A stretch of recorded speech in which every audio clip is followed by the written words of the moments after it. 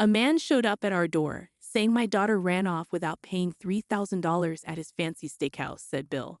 He claimed to be the head chef, but I couldn't believe it. I'm Leila, 30 years old, living with my husband Daniel and our daughter Emma. There was no way Emma could do such a thing. I stood firm against their fierce expressions, defending my daughter's innocence. I was tricked by an ex-boyfriend who took $3,000 from me and then disappeared when I found out I was pregnant with his baby. I tried to contact him, but he was gone. I was left alone, divorced and almost broke. But I didn't give up. I had Emma and was ready to face whatever came next. Then the news came that my ex was arrested. The man who told me was Daniel, now my husband. He stood by me through everything, even though I was tired and worn out. Despite our age gap, I was drawn to Daniel's strength and reliability. I worried he wouldn't accept me because I was divorced, but he did. Now we're happily together, with a good relationship with Daniel's parents. One day, I got a call from Daniel's parents. My mother-in-law's voice, full of warmth, asked if we could visit. They wanted to see their granddaughter, whom they adore despite not being related by blood. I happily agreed and promised to let Daniel know. After exchanging pleasantries, my mother-in-law ended the call. It takes about 5 hours to reach their countryside home from the city where we live.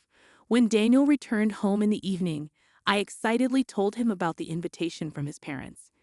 "Well, I haven't taken any vacation this month yet," he replied. "Let's take some time off and go see them. I'll ask my boss if we can have a few days off in a row," Daniel suggested eagerly, dialing his boss for permission. Thankfully, his boss agreed, and we began looking forward to reuniting with his parents after a long while. However, on the day of our visit, Daniel suddenly had to work. "You go ahead. I'll join you as soon as I'm done. It might be late, possibly not until tomorrow morning," he explained, kissing us goodbye before heading to the office. I quickly informed my in-laws about the change of plans and then embarked on the journey with my daughter. As soon as we arrived at my in-laws' house, they welcomed us warmly, and we settled in comfortably. They were eagerly awaiting Daniel's arrival. The next morning, my in-laws went about their usual routine, heading to the barn. I offered to help, but they insisted I relax and enjoy my visit, so I stayed behind, waiting for their return. Suddenly, the doorbell rang too early for Daniel's arrival. Assuming it was a neighbor, I hurried to answer it. "I'm coming," I called out, opening the door to find a stern-looking man in his 70s standing there. He glared at me and then demanded, "I own the local steakhouse. Your daughter ate there and left without paying. You owe me $3,000. His words caught me off guard, and I blinked in surprise. He went on to explain that a young girl had visited his restaurant the previous night. Despite being warned that it was too expensive for her, she consumed $3,000 worth of food and drinks before leaving without paying. He claimed she was my daughter and insisted that as her parent, I should foot the bill. I shake my head, trying to explain, but he's too angry to listen. "Can I know your name?" I ask. "It's Ethan. Now pay up," he snaps back. "I need to check with my in-laws if they know you," I respond. "What? Shouldn't you be paying me instead of wasting time?" "Yes, but please give me a moment." I ask him to wait and quickly call my in-laws to confirm something. They respond fast, revealing a surprising fact. Trying to keep my composure, I turn to the man. "I can't pay you," I tell him. "What? You don't care if my business suffers? If you don't pay, I'll call the police," he threatens. "Please, let's try to sort out this misunderstanding," I plead. "There's no misunderstanding. I got her name when she dined," Ethan insists, reaching for his phone to call the police. A policeman happened to pass by, and the steakhouse owner flagged him down to explain the situation.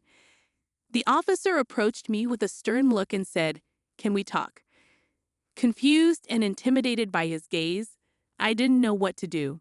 "Your daughter is suspected of dining and dashing. If things remain unresolved, we'll have to take her into custody," he informed me, insisting that I hand over my daughter immediately. "No, there's been a mistake. My daughter wouldn't do such a thing." I protested, but the officer remained firm. Sensing the tension, the steakhouse owner intervened, offering a compromise. "I'm not heartless. If you can pay, I'll forgive her, After all, we're neighbors, he said, looking at me. Are you sure about this, Ethan? The officer asked. Of course. She's just a young girl. It's an honor she wanted to eat at my place, Ethan replied with a laugh. The officer then presented me with an option. Ethan is giving you a way out. Pay the $3,000 bill and he won't press charges. Despite the pressure, I stood firm in my decision.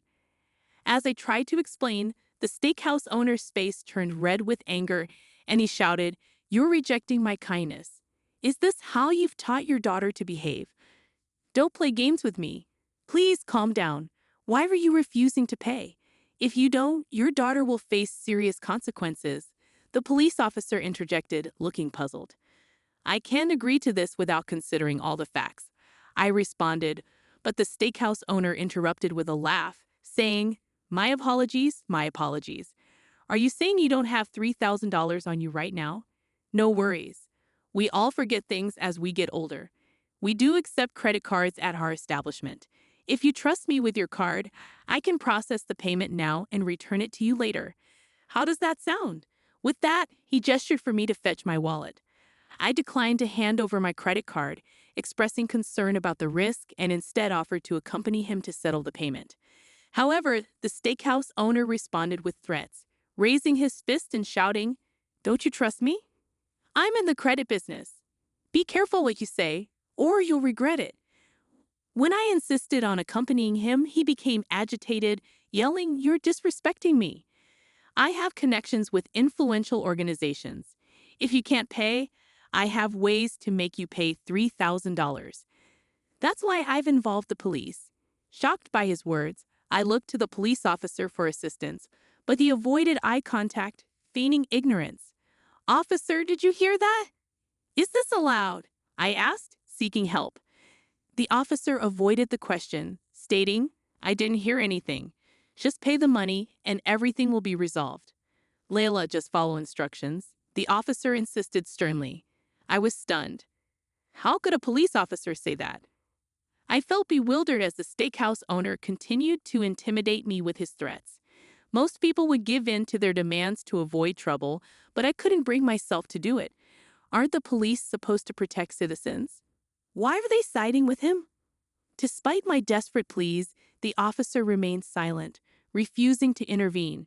Feeling helpless, I turned to the steakhouse owner. Why won't you listen? He growled, glaring at me. It's not that I'm not taking you seriously. I can't believe I'm in this situation. I thought to myself, steadfastly refusing to comply, but neither the officer nor the steakhouse owner seemed willing to listen to reason. As I pondered my next move, a taxi pulled up outside our house, and my husband stepped out looking puzzled. What's going on? Who are these people? He asked, bewildered. Sir, your wife needs to take responsibility. Let me explain, the officer began, but my husband's expression quickly changed to surprise as he listened. Then, with a mischievous grin, he seemed to understand everything. Sorry for the confusion. My apologies. By the way, officer, which department do you work for? Can I see your badge? My husband inquired suddenly, catching everyone off guard. The officer hesitated but eventually produced his badge from his pocket. This looks suspicious, my husband remarked, causing the officer to start sweating nervously. Daniel chuckles and says, Just kidding. The police officer, visibly relieved, manages a forced smile. Daniel then asks about the officer's department and rank. Is that necessary right now? The officer responds nervously. I'm just curious, Daniel says. I'm a constable stationed at the police box. The officer answers. Ah, I see. You must be new around here. Thanks for your service, Daniel replies politely. Yes, I'm still getting acquainted. Would you mind if I contact your station? Can I use the name on your badge? Daniel asks, pulling out his phone. Before he can proceed, the officer interrupts. Before we get into that, can you tell me if you're able to pay for Ethan's bill? He urges Daniel for an answer regarding the payment issue. The steakhouse owner, Ethan, appeared taken aback by my husband's assertiveness, his earlier aggression dissipating. You're the husband, so take responsibility, Ethan insisted. Yes, but I don't have a job that pays that much, Daniel responded calmly. That doesn't excuse dodging your bills, Ethan retorted. Unperturbed, Daniel shrugged. Anyway, he continued, can you tell me your gun's serial number? Ethan looked confused. Why? He asked. It's a standard verification method, Daniel explained. Knowing the number doesn't pose a risk. It's widely accepted. The police officer, also puzzled, questioned Daniel's request. Is that so? He inquired. Observing their reactions, my suspicions grew stronger. By the way, Daniel interjected, giving them a stern look. Would you like to hear my take on this dine and dash incident? They both seemed puzzled by his unexpected suggestion. In conclusion, you're a phony cop trying to run a scam with that old man, my husband accused, catching them off guard. Do you have any proof? They retorted. Then prove I'm wrong, my husband challenged. Turning to me, he said, Lee, bring her here. I rushed to bring our precious child forward, positioning her in front of us to prevent any harm. Daniel stood protectively between us. My daughter is only 1 year old. She can't even walk, let alone dine and dash, he asserted. The two were stunned, mouths agape. That's impossible. Is that really Aria Taylor? Ethan questioned. Of course. I'm only 30 years old. When else could I have had my first child? I countered.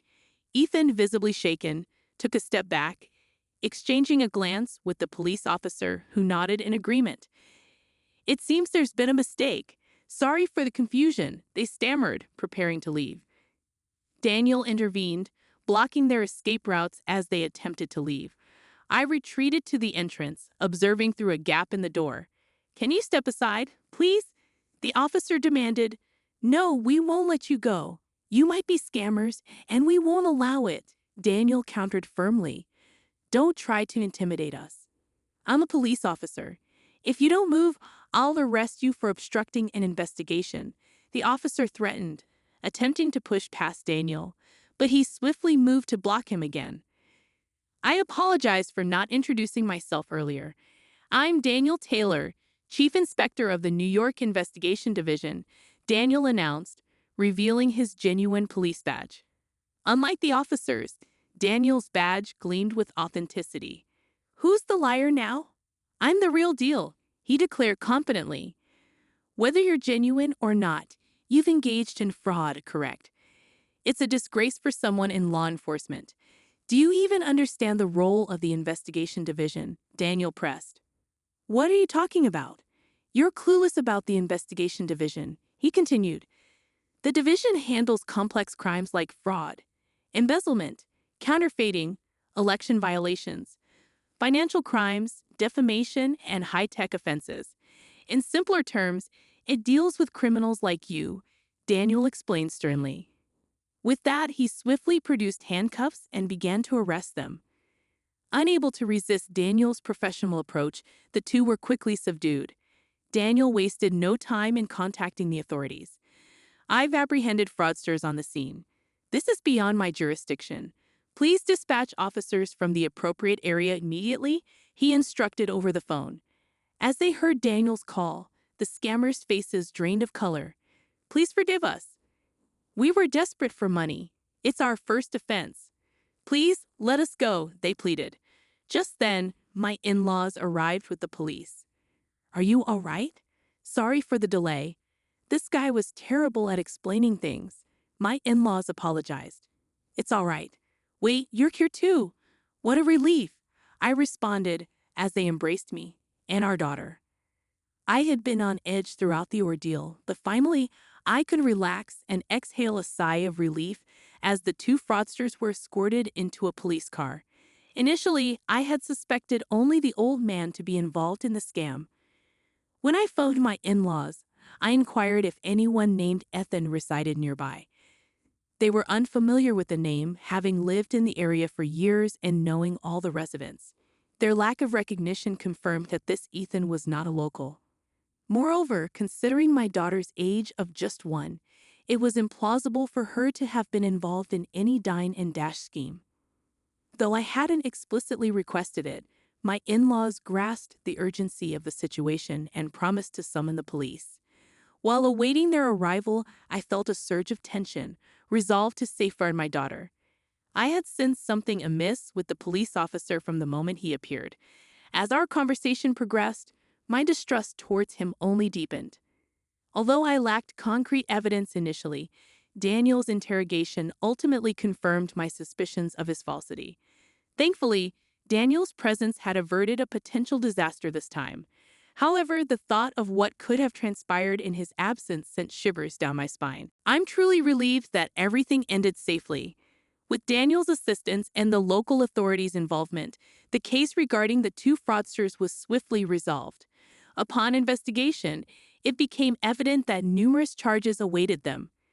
Daniel recounted the details to me, wearing a mixture of sadness and anger on his face. Surprisingly, it turned out that these individuals were not affiliated with any organization, and their exploits garnered nationwide attention through the news. Thanks to Daniel and my considerate in-laws, I was able to spend an extra day at their home. The news of Daniel's heroic actions spread rapidly, prompting our neighbors to bring over an array of delicacies, turning our gathering into an impromptu celebration. Even our daughter seemed to revel in the joyous atmosphere, remaining cheerful throughout the evening. That night, as I gazed at my daughter's contented face, I couldn't help but bask in the warmth of our happiness.